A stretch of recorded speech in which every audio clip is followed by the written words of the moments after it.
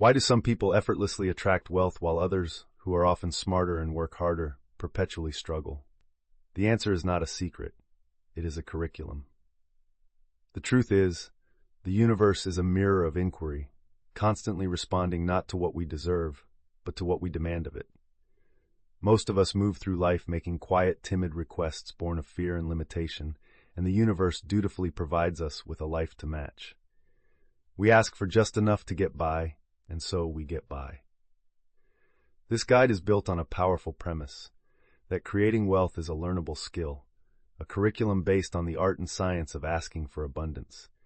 It is a masterclass designed to re-educate your mind, re-architect your thoughts, and arm you with the strategies to ask for more so you can finally receive more. Prosperity University, The Art of Asking for Abundance, written and published by Success Attraction Formula. Chapter 1, Mindset 101, The Abundance Hypothesis.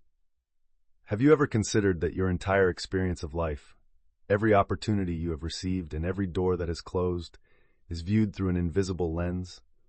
This lens, ground and polished since your childhood, colors every perception, shapes every thought, and dictates every action you take. It is so fundamental to your sight that you have forgotten it is even there. For the vast majority of people, this lens is one of scarcity. It is the default programming installed by a society that constantly emphasizes competition, limitation, and the idea that there is simply not enough to go around.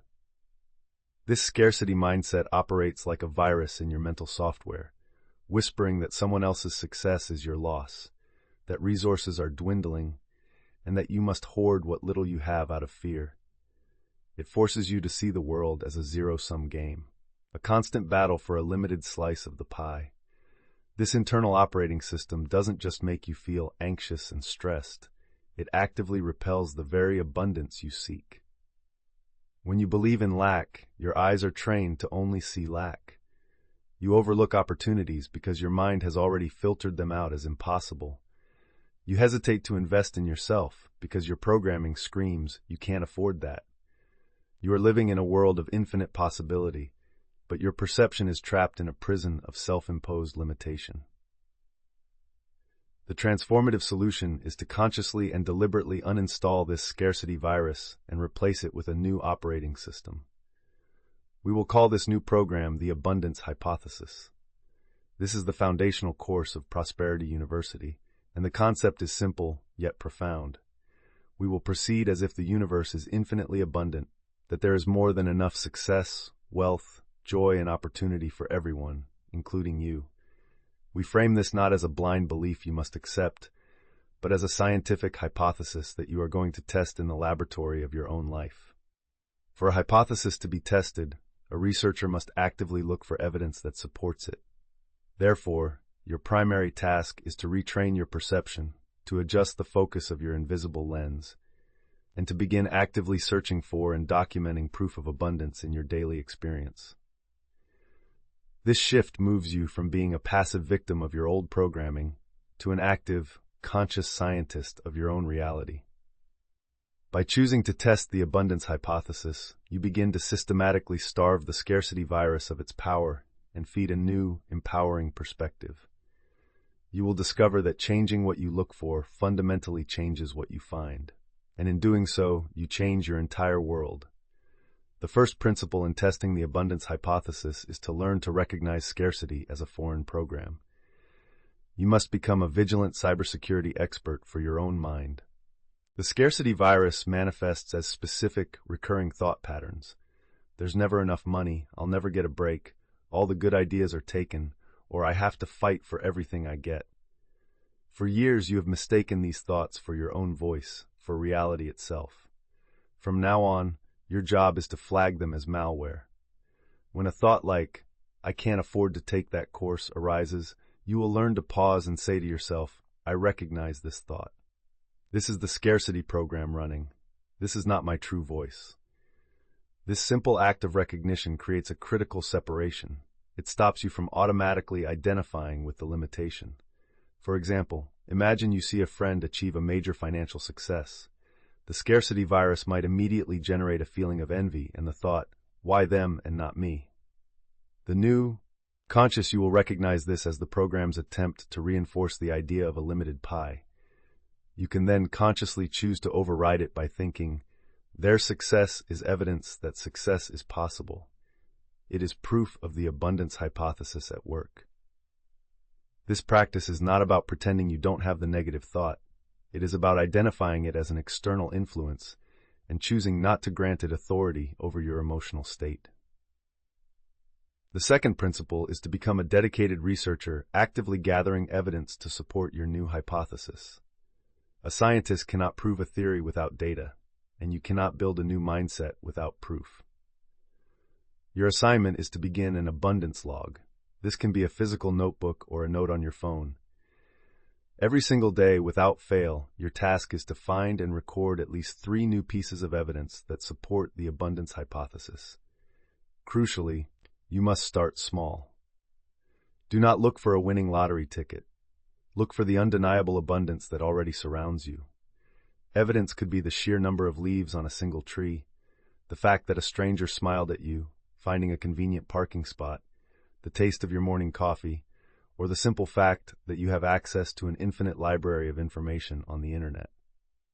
At first, this may feel silly, but it is a powerful form of cognitive retraining. You are teaching your brain, which has been expertly trained to spot lack, to develop a new skill, the skill of spotting abundance. For instance, you might be worried about a bill. The scarcity virus will focus solely on the amount due. The abundance researcher, however, will also note the intricate systems that had to exist for that bill to even reach you. The power grid, the postal service, the company providing the service. You're shifting your focus from the single point of perceived lack to the vast surrounding ecosystem of functional abundance. This consistent gathering of new data begins to build a powerful case file that your logical mind cannot ignore. The third and final principle is to use the practice of gratitude as the official affirmation of your research findings. Gratitude, in this context, is not just a pleasant feeling, it is a logical and scientific tool. It is the act of reviewing your collected data, your abundance log, and consciously affirming its validity. When you feel gratitude, you are telling your subconscious mind, yes, this evidence of abundance is real and true. I accept this data. This practice solidifies the new neural pathways you are building. Each evening, review the 3 or more pieces of evidence you logged during the day. For each one, don't just read it. Re-experience it and feel a genuine sense of appreciation for it. If you wrote down, "My colleague helped me with a difficult task," take a moment to feel the relief and appreciation you felt in that moment. This emotional charge acts like a save button for your new programming. It anchors the abstract concept of abundance into a felt, physiological reality. Over weeks and months, this process systematically overwrites the old scarcity virus. Your default perception begins to shift. You start to see opportunities where you once saw obstacles, and you begin to operate from a baseline of sufficiency rather than a baseline of lack. You have successfully proven the abundance hypothesis in your own life, establishing the foundational mindset upon which all true and lasting prosperity is built. You have now completed the first and most fundamental course at Prosperity University. You have adopted the abundance hypothesis and begun the critical work of rewiring your perception. But a powerful mindset is only the operating system. It needs well-designed software to run on it. Your thoughts are that software. How do you now move beyond simply seeing abundance to actively constructing it within your own mind? What if you could become the master architect of your own thoughts, designing them with such logical precision that they systematically build the framework for the exact reality you desire to experience? Remember to subscribe to Success Attraction Formula, give this video a like, and comment with your personal opinions or suggestions for channel development. Chapter 2. Logic 101, The Architecture of Thought. Imagine hiring an architect to design your dream home. You give them your vision, and they return with a blueprint. But as you look closer, you see the blueprint is a mess. The lines are crooked, the measurements are contradictory, and there are random, unrelated doodles in the margins. Would you ever attempt to build a house from such a flawed and chaotic plan? Of course not. The foundation would be unstable, the walls would be crooked, and the entire structure would be at risk of collapse. Yet, every single day, this is precisely how most of us attempt to build our lives. Our mind is the architect, and our thoughts are the blueprint. For most people, their thinking is not a well-designed plan but a reactive, chaotic, and undisciplined jumble. Thoughts drift aimlessly from a worry about the future, to a regret about the past, to a fleeting desire, to a random distraction, all without conscious direction or control. This mental chaos creates a weak, confused, and contradictory energetic signal. It is like handing the universe a flawed blueprint and expecting it to construct a magnificent mansion. It is an impossible task. You cannot build a life of order, clarity, and abundance from a foundation of chaotic and unstructured thought. The quality of your life is a direct reflection of the quality of your mental architecture. The solution is to graduate from being a passive inhabitant of your mind to becoming its master architect. This advanced course, Logic 201, is about learning to consciously design and structure your thought patterns so they become a coherent, logical, and powerful blueprint for the reality you wish to create. It is about understanding that your thoughts are not random events that happen to you. They are tools that you can learn to wield with intention and precision. Just as an architect uses principles of physics and geometry to design a sound structure, you will learn to use principles of logic and focus to design a sound mind. This process transforms your inner world from a place of noise and confusion into a well-ordered construction site where every thought is a carefully placed brick, every belief is a reinforcing steel beam, and your ultimate vision is the unwavering cornerstone.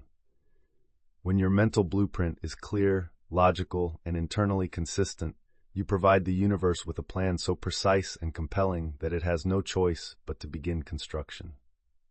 The first step in becoming an architect of thought is to create your mental blueprint. A building cannot be constructed without a clear vision of the final product, and neither can a life. This exercise requires you to define your primary goal with absolute crystalline clarity. This will serve as the foundation of your entire mental structure. Take the time to write down a detailed description of the reality you want to build. Do not be vague. Instead of "I want to be wealthy," define it with precision. My goal is to have a net worth of X, generated through my thriving consulting business, allowing me to live in my dream home and donate a significant portion to causes I care about. Once this foundation is set, you must work backward to identify the key support beams. These are the major, non-negotiable beliefs that are required to support your foundational goal. For the goal above, the support beams might be: 1. I am a highly skilled consultant who provides immense value to my clients. 2. I am capable of managing large sums of money intelligently and responsibly. 3. I am worthy of living a life of both immense success and significant contribution. These beliefs are not affirmations yet. They are the core structural elements of your new mental home. You must write them down and commit to them as the fundamental truths upon which your new reality will be built. This blueprint provides the organizing principle for all subsequent thought. The second step is to install cognitive firewalls to protect your new construction site from the viruses of your old programming. A firewall in a computer system is designed to detect and block malicious intrusions. Your cognitive firewall serves the same purpose for your mind. It is a conscious mechanism for catching and redirecting counterproductive, blueprint-sabotaging thoughts. This is a practical application of a psychological technique called cognitive reframing. You must first identify the most common intrusive thoughts that contradict your new blueprint, e.g., "This is too hard," "I'm not smart enough," "What if I fail?" Then, for each of these intrusive thoughts, you will pre-design a logical, supportive, and blueprint-aligned thought to replace it with. For example, when the thought, "I'll never be able to sign a client at that high price point," appears, your cognitive firewall catches it. You consciously pause and intentionally replace it with your pre-designed thought: "My price is a direct reflection of the immense value and results I provide, and the right clients will be happy to pay for it." This is not about lying to yourself. It is about consciously choosing which thought you give your focus and energy to. It is an act of mental discipline. By consistently catching the old destructive thoughts and replacing them with your new constructive ones, you are actively debugging your mental software and reinforcing the integrity of your new mental architecture. The third step is to use affirmations not as wishful thinking, but as the architectural specifications for your project. Many people use affirmations incorrectly, repeating phrases they do not believe in a desperate attempt to convince themselves. An architect does not wish a wall into existence. They provide precise specifications for its construction. Your affirmations should function in the same way. They must be crafted as statements of fact, written in the present tense, that describe the technical details of your already completed mental structure. They are the logical consequences of your core beliefs. For example, instead of a wishful affirmation like, "I hope I will be rich one day," a powerful architectural specification would be, "I am enjoying the deep sense of peace and security that comes from my well-managed and consistently growing financial portfolio." This statement is a logical outcome of the support beam belief. I am capable of managing large sums of money intelligently. Another example, instead of, "I want to be confident," the specification is, "I speak with clarity and conviction in meetings because I am secure in the knowledge and value I bring." This is a direct specification stemming from the belief, "I am a highly skilled professional." Repeating these specifications daily is like a project manager reviewing the blueprint with the construction crew each morning. It keeps the vision clear, the standards high, and ensures that every mental action taken throughout the day is aligned with the final, desired structure. You have now progressed to the 201 level at Prosperity University. You have laid the solid foundation with an abundance mindset and meticulously designed the logical blueprint for your new reality with structured thought. You have become the architect of your inner world. But even the most beautiful and perfectly designed blueprint is useless if it remains on paper. It must be handed over to a construction team that knows how to execute the plan. How do you now translate your well-structured thoughts into real-world actions and decisions that consistently and effectively build the life you've designed? What if every choice you made, from the monumental to the mundane, could become a scientifically precise step toward manifesting your blueprint in the physical world? Remember to subscribe to Success Attraction Formula. Give this video a like and comment with your personal opinions or suggestions for channel development. Chapter 3, Strategy 301, The Science of Decisions. Imagine a grand chess match. On one side sits an amateur player. They see only the piece in front of them, reacting to their opponent's last move with a surge of emotion. Fear if they feel threatened, excitement if they see a fleeting opportunity. Their strategy is shallow, short-sighted, and dictated by the immediate state of the board. On the other side sits a grandmaster. The grandmaster does not merely react, they create. They see 10, 15, 20 moves ahead. Every single move they make is not an isolated action, but a deliberate step in a larger, overarching strategy designed to lead to an inevitable victory. They are calm, detached, and purposeful, for they are not just playing the game, they are directing it. This is the perfect metaphor for the role of decision-making in our lives. Most people navigate life like the amateur chess player. They make decisions based on short-term emotional impulses, immediate fears, or the seductive pull of instant gratification. A flicker of anxiety about bills leads to taking a dead-end job they hate. A moment of boredom leads to a mindless, expensive purchase. This reactive, short-sighted decision-making leads them down winding, inefficient paths, often taking them further away from the life they truly want to live. They are playing checkers while the universe is playing chess, and they are perpetually frustrated by their lack of progress. Welcome to Strategy 301, the course where you learn to become the grandmaster of your own life. The transformative solution is to evolve from a reactive decision maker into a conscious life strategist. This means making deliberate, calculated choices based on a clear set of guiding principles and your long-term objectives, rather than being swayed by the fleeting emotional weather of the moment. This chapter is about the science of turning your well-architected thoughts into highly effective real-world actions. It is about ensuring that every choice you make, no matter how big or small, becomes a purposeful and strategic move on the chessboard, consistently advancing you toward the victory you have already designed in your mind. By mastering the science of decisions, you stop being a pawn of circumstance and become the powerful, directing intelligence on your side of the board, orchestrating events with a calm, quiet confidence that comes from knowing you are always several moves ahead. The first and most powerful principle you will learn as a life strategist is the application of the abundance filter. This is a simple but profound tool that you will use to evaluate every significant decision you face. Before making a choice, you will pause and run it through a two-part filter by asking these questions. 1. Is this action rooted in a mindset of abundance or a mindset of scarcity? And 2. Will the likely outcome of this choice expand my future options and energy, or will it contract them? A choice rooted in scarcity comes from fear, lack, and a feeling of I have to.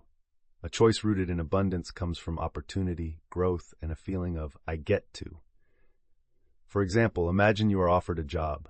The pay is mediocre, the work is uninspiring, and it offers no room for growth. The scarcity mindset screams, you have to take it. It's a secure paycheck, and you might not get another offer.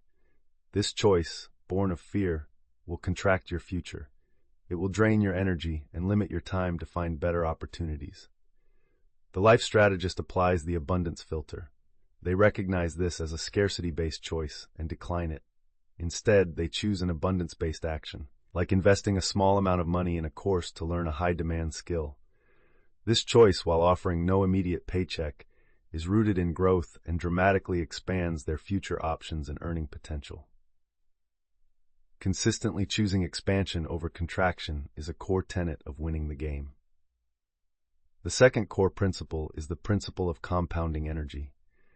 We are all familiar with the idea of compounding interest in finance, where small, consistent investments grow exponentially over time. This same law applies to your decisions and your personal energy. Small, seemingly insignificant choices, when aligned with your strategy and repeated consistently, compound into massive, life-altering results.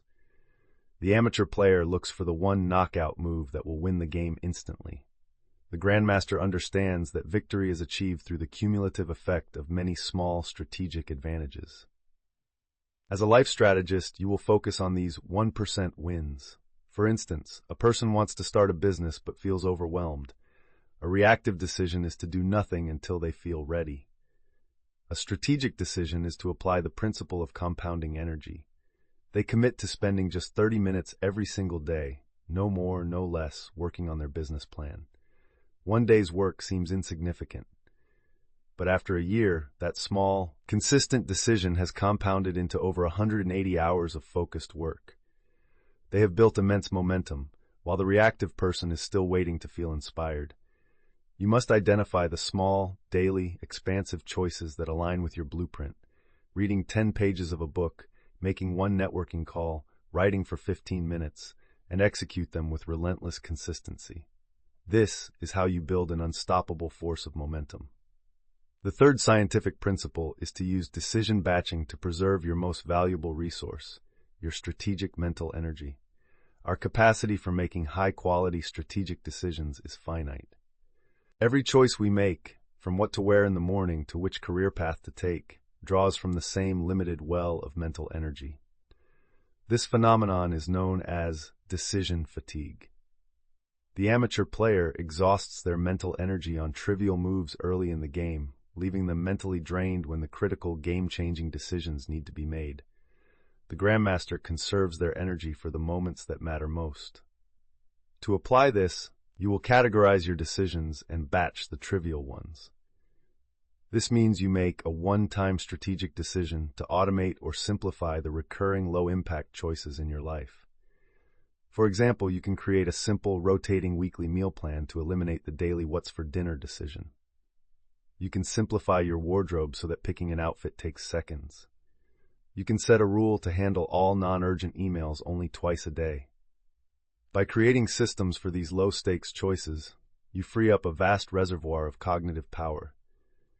This allows you to approach your major life-shaping decisions, the ones you run through the abundance filter, with a mind that is sharp, focused, clear, and ready to operate at a grandmaster level. You are now equipped with a powerful strategic framework. You have cultivated the foundational mindset, designed the logical blueprint, and now you possess the scientific strategy for making effective decisions. You have become a well-oiled machine for internal creation and execution. But abundance is rarely a solo mission. It is a team sport. The resources, opportunities, and support you need are often held in the minds and hands of other people. How do you now take this incredible internal alignment and project it outward to influence others? How do you make powerful, compelling requests for what you want and deserve in a way that makes yes the most natural and logical response? What is the subtle, powerful art of the ask that unlocks the gates to the world's vast reserves of collaborative wealth? Remember to subscribe to Success Attraction Formula, give this video a like, and comment with your personal opinions or suggestions for channel development. Chapter 4. Influence 350, The Art of the Ask. What if every time you needed something of significance, a promotion at work, a major sale from a client, a crucial favor from a friend, you could ask for it in such a way that the other person felt a sense of genuine joy and alignment in giving it to you? Imagine framing your requests not as demands or pleas, but as compelling invitations that others are eager to accept. This is not a fantasy. It is a highly refined skill. Yet, for most people, the simple act of asking is one of the most terrifying prospects in human interaction. We are haunted by the fear of rejection, the fear of being perceived as needy or greedy, and the fear of damaging a relationship by asking for too much. This deep-seated anxiety causes us to either avoid asking altogether, thereby guaranteeing we get nothing, or to ask in a way that is almost certain to fail. When we finally muster the courage, our request is often weak, apologetic, and dripping with doubtful energy, which broadcasts to the other person that we do not believe we deserve it. Or, we swing to the opposite extreme, making a request that feels like an entitled demand, which immediately triggers the other person's defenses and elicits a protective no. We have been conditioned to see asking as a zero-sum conflict, a transaction where one person gains and the other loses. This flawed perception is the single greatest barrier to unlocking the immense resources, support, and goodwill that exist all around us, held in the hands of others. Welcome to Influence 350, the advanced course on interpersonal dynamics, where you will master the art of the ask. The transformative solution is to completely reframe the act of asking.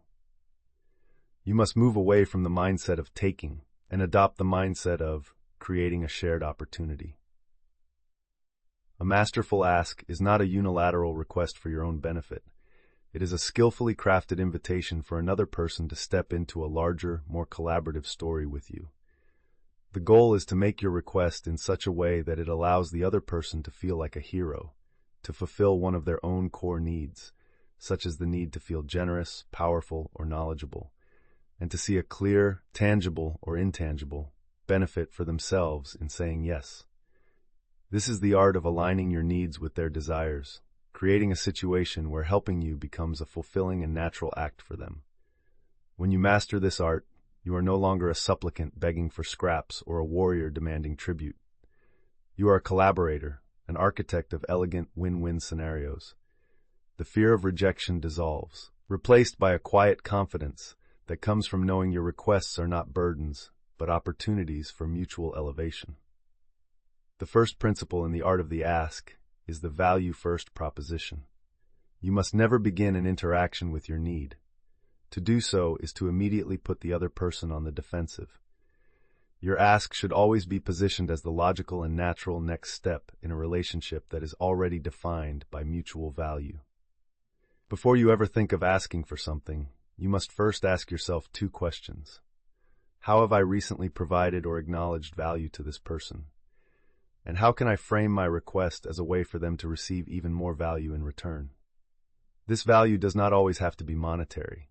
It can be appreciation, recognition, support, or loyalty. For instance, consider an employee who wants to ask for a raise.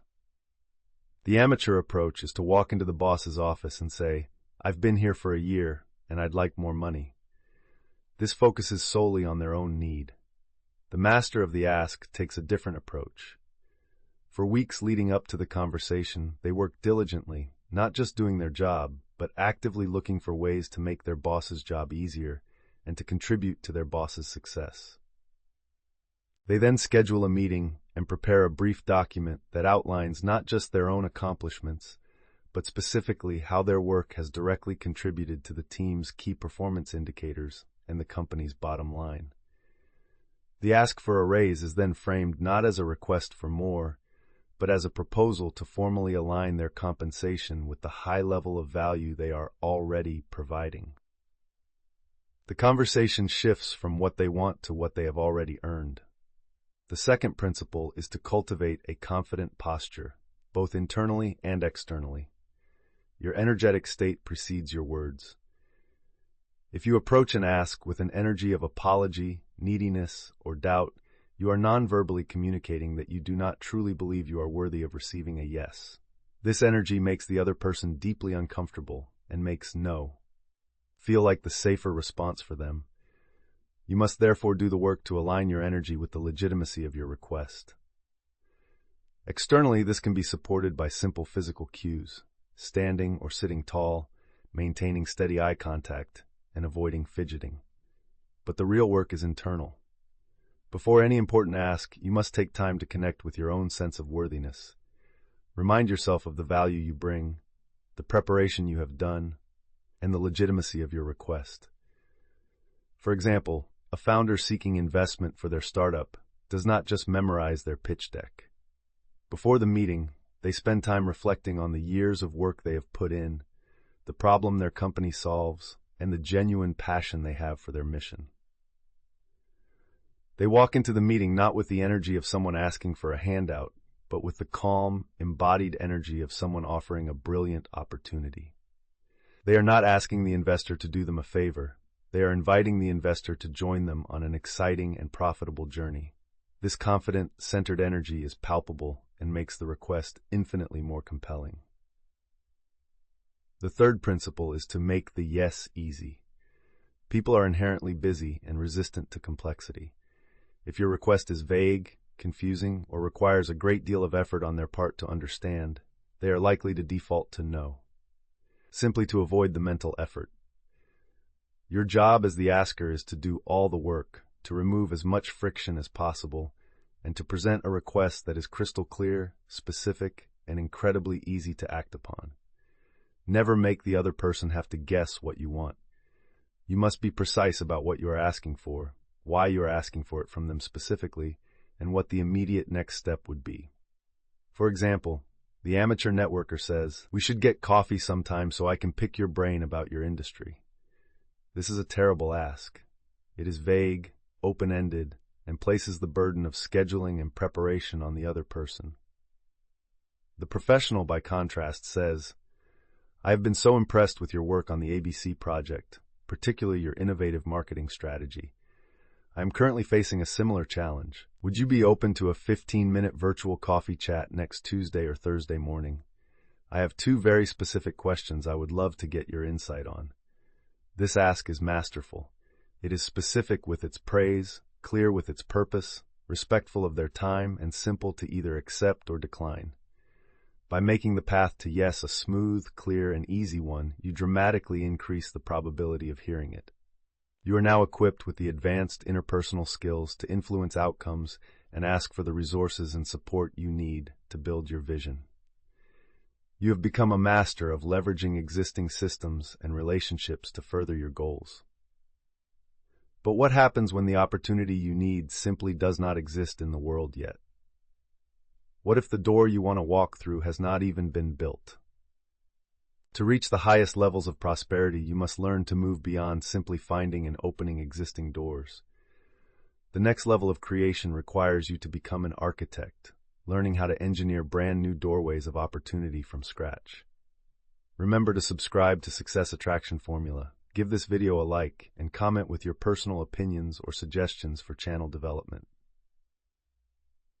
Chapter 5, Innovation 401, Engineering New Opportunities. Every great company that has shaped our world, every revolutionary product that has redefined our lives, and every massive fortune that has been created began as something that simply did not exist.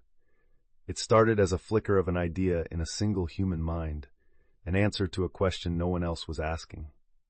What if you possessed the mental toolkit not just to find and seize existing opportunities, but to literally invent and engineer them out of thin air? This is the highest level of the prosperity curriculum. Most people operate as opportunity takers. They move through the world looking for predefined paths, advertised job openings, established business markets, and well-trodden investment strategies. Their success is limited by the menu of options that is presented to them. They see the world as a landscape of fixed roads and destinations, and their job is to simply choose the best available path. This mindset, while safe, is inherently limiting. It creates a feeling of being at the mercy of the existing system, believing that if a job opening, a product, or a solution does not already exist, it must be impossible or out of reach. They are waiting for a door to appear, unaware that they hold the power to build one. Welcome to Innovation 401, the advanced course where you will learn to become an opportunity engineer. This is the skill of systematically creating tangible value and generating new possibilities where none were visible before. The mindset of an engineer is fundamentally different from that of a consumer. An engineer does not look at a river and search for a ferry. They see the need to cross and begin designing a bridge. An opportunity engineer does not look at a problem and feel despair. They see the problem itself as the raw material for innovation. This course will teach you to stop looking for opportunities and start creating them. It will equip you with the frameworks to identify unmet needs, synthesize novel solutions, and bring them into the world through disciplined action. By adopting this mindset, you liberate yourself from the constraints of the current reality. You are no longer just a player in the game. You become a designer of new games entirely, capable of architecting your own unique path to abundance. The first principle of opportunity engineering is problem finding as opportunity mining. True, disruptive innovation almost never begins with a solution looking for a problem. It begins with a deep, obsessive, and empathetic understanding of a specific problem, frustration, or inefficiency. Your first task as an engineer is not to invent, but to observe. You must become a frustration collector. Pay close, mindful attention to the world around you. What do you and the people you know consistently complain about? What small or large annoyances have people simply accepted as a normal, unavoidable part of life? Every single complaint is a signpost pointing directly to a hidden opportunity. The bigger and more widespread the frustration, the bigger the potential opportunity. For example, for decades, people universally complained about the frustration of trying to find and hail a taxi in a busy city, especially in bad weather. Most people accepted this as a normal part of urban life. The founders of ride-sharing companies, however, saw this universal complaint not as a problem to be endured, but as a massive market opportunity to be engineered. They did not invent cars, smartphones, or GPS. They simply applied existing technologies in a novel way to solve a deeply felt frustration. Your homework is to start a frustration journal. Write down every inconvenience you encounter for a week. At the end of the week, review your list and ask for each item, what new product, service, or system could eliminate this frustration forever? The second core principle is combinatorial creativity. The romantic myth of the lone genius who creates a brilliant, completely original idea out of nowhere is largely false. Most new ideas, when you look closely, are not new at all. They are simply a clever and unprecedented combination of existing ideas, technologies, or systems. An opportunity engineer is a master chef who knows how to take familiar ingredients from the pantry and combine them in a way that creates a stunning new dish. To cultivate this skill, you must practice idea blending. This is a creative exercise where you take two seemingly unrelated fields and force them to connect. Ask yourself, what new value could I create by combining X and Y? For example, take two distinct concepts, a subscription box service and mental wellness for busy professionals. By blending these, you could engineer a new opportunity, a curated monthly subscription box that delivers items designed to reduce stress and prevent burnout, such as aromatherapy oils, a guided meditation journal, productivity tools, and healthy snacks. Let's try another blend: the principles of video games, points, badges, leaderboards, and the mundane task of personal finance. Combining these could lead to a new mobile app that gamifies saving money, turning it from a chore into an engaging and rewarding experience.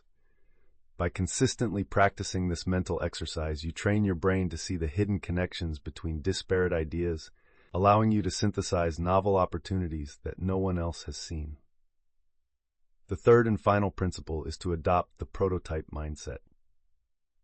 A structural engineer would never design a massive billion-dollar bridge and then immediately begin construction. They would first build small-scale models, run computer simulations, and test materials under stress. They iterate and refine on a small, low-risk scale before committing to the final build. You must approach your engineered opportunities with this same discipline. The enemy of innovation is the desire to launch a perfect, fully formed product or service from day one. This leads to procrastination and massive risk. The prototype mindset, by contrast, is about taking rapid, imperfect, and low-cost action to bring your idea into the real world and test it.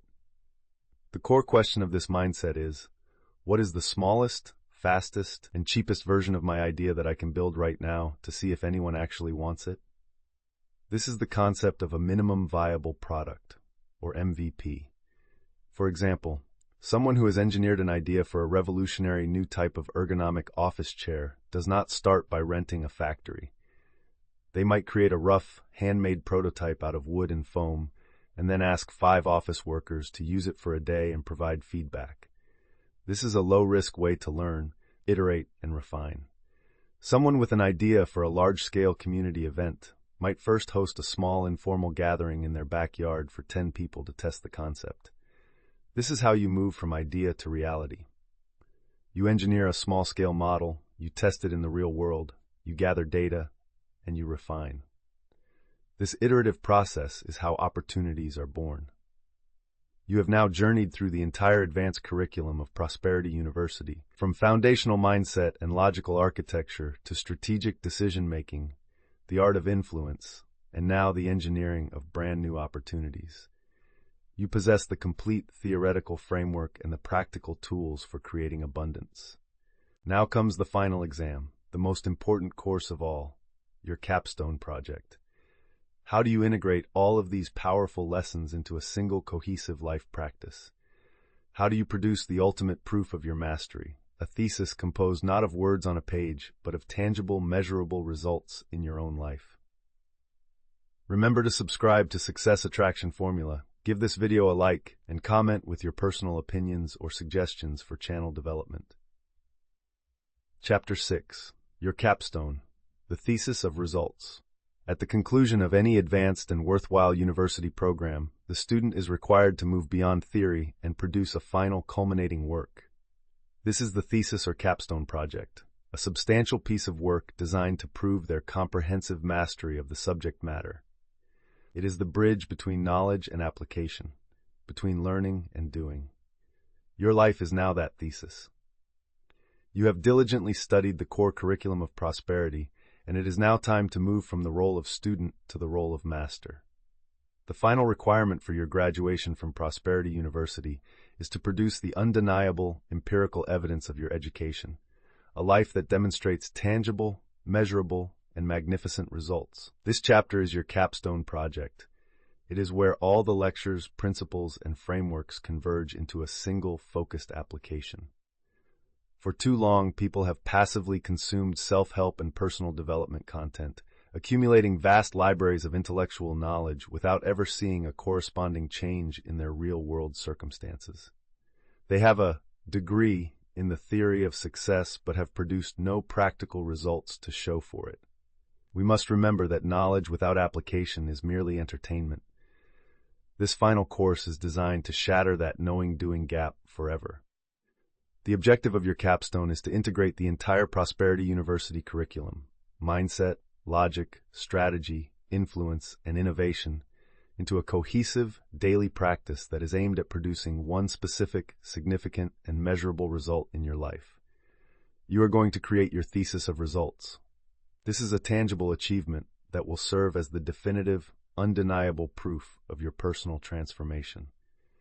It is your declaration to yourself and to the universe that you are not just a consumer of information, but a powerful and effective creator of reality. This is not another thought exercise. It is a real-world project. It is your final exam, and the world is your classroom. The successful completion of this thesis is what will confer upon you the degree of Master of Prosperity, a title demonstrated not by a piece of paper, but by the quality of the life you have built.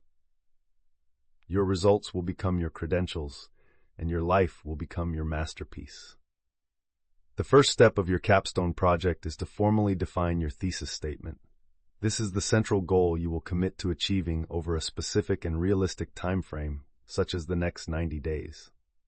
A powerful thesis statement is not vague or aspirational. It is concrete, specific, and measurable. This clarity is non-negotiable. For instance, a weak thesis statement would be, I want to be healthier. A strong, measurable thesis statement is, over the next 90 days, I will lose 15 pounds of body fat and successfully run a 5K race without stopping. A weak statement is, I want to make more money. A strong thesis statement is, over the next 90 days, I will earn an additional $5,000 by successfully launching my freelance graphic design business and securing 3 paying clients. Take the time now to choose your capstone project. Select one area of your life, financial, physical, professional, or personal, and define a clear, compelling, and measurable outcome that will stretch you and serve as undeniable proof of your new capabilities. Write this thesis statement down and place it somewhere you will see it every single day. This is your contract with yourself.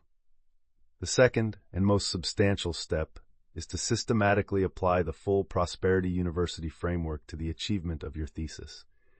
You will design a comprehensive plan of action, drawing upon the lessons from each of the preceding chapters. Take out a journal and dedicate a section to this project. First, apply Mindset 101. What is the abundance hypothesis in relation to your goal? What specific scarcity beliefs might try to sabotage your progress? For the weight loss goal, a scarcity belief might be, I've never been able to stick to a diet before. You must be prepared to flag this thought as a virus. Next, apply Logic 201. What is the mental blueprint required? What are the core support beam beliefs you must install? A core belief could be, I am a person who enjoys nourishing my body with healthy food and challenging it with consistent exercise. What are the architectural specifications, the affirmations you will use? I feel light, strong, and energized as I easily complete my morning run. Then, apply Strategy 301. What is your science of decisions? What is the small, compounding daily action you will commit to? E.g., I will track all my meals and walk for 30 minutes every day. What decisions will you run through the abundance filter? E.g., does ordering this dessert expand my energy and health or contract it? Next, apply Influence 350. Who do you need to ask for help or support? Perhaps you need to ask your partner to help with healthy meal prep, or ask a knowledgeable friend for advice on a training plan. How will you frame your ask using the principles you learned? Finally, apply Innovation 401. What obstacles might you face, and how can you engineer new solutions? If your gym is closed, can you engineer an effective home workout routine? If healthy food is expensive, can you engineer a new, budget-friendly meal plan? This detailed, integrated plan is your personal roadmap to success. The third and final step is to document and defend your thesis. You must treat this 90-day project with the seriousness of a university course. Keep a daily or weekly journal to document your actions, your progress, your challenges, and your learnings. Track your key metrics. If your goal is financial, track your income and expenses. If it is physical, track your weight and your workouts. This documentation is not for judgment, it is for data collection. It keeps you honest, focused, and engaged in the process. At the end of the 90-day period, you must schedule a time to formally defend your thesis to yourself. Sit down with your journal and your results. Review the journey from start to finish. If you achieved your goal, celebrate this magnificent victory. Acknowledge your power, your discipline, and your transformation. If you fell short, do not despair. Analyze the data with the detached curiosity of a scientist. Where did your strategy break down? Which mindset virus was stronger than you anticipated? What did you learn? This analysis is just as valuable as achieving the goal itself. The successful completion of this process, whether you hit the exact target or not, marks your graduation. You have proven that you know how to apply the system. The completion of this capstone project is not an ending, it is a commencement. It is the beginning of a new life where you are no longer just a student of these powerful principles, but a lifelong practitioner. You have now proven to the only person who matters, yourself, that you have the power to consciously architect your reality. You are no longer just a reader of books about prosperity. You are a living, breathing author of your own abundant life. This thesis is the first of many masterpieces you will now go on to create. The curriculum is now fully integrated within you, not as a collection of theories to be remembered, but as a set of master tools to be used every day to build a lasting legacy of abundance, contribution, and joy. We have journeyed together through the complete curriculum of Prosperity University, the sacred art of communicating with the universe to manifest the life you truly desire. Our course began with the essential foundation of Mindset 101, where you learn to adopt the abundance hypothesis and see the world through a new lens. In Logic 201, you became the architect of your mind, designing a clear blueprint of thought. We advanced to Strategy 301, mastering the science of making effective, expansive decisions. In Influence 350, you learned the powerful art of the ask, unlocking the support of others. We then explored the highest level of creation in Innovation 401, learning to engineer new opportunities from scratch. Finally, in your capstone course, you learned to integrate this entire education to produce your thesis of results. You now hold the complete blueprint for becoming a conscious creator. As you move forward, remember that this is not just a system to be used, but a new way of being. Thank you for enrolling in this course and for investing your most precious resources, your time and your attention, in your own growth. It has been an honor to guide you on this journey. If this masterclass has provided you with value, please consider giving this video a like and subscribing to the Success Attraction Formula channel for continued lessons in the art of abundance. We would be grateful to hear about your own capstone projects and thesis results in the comments below.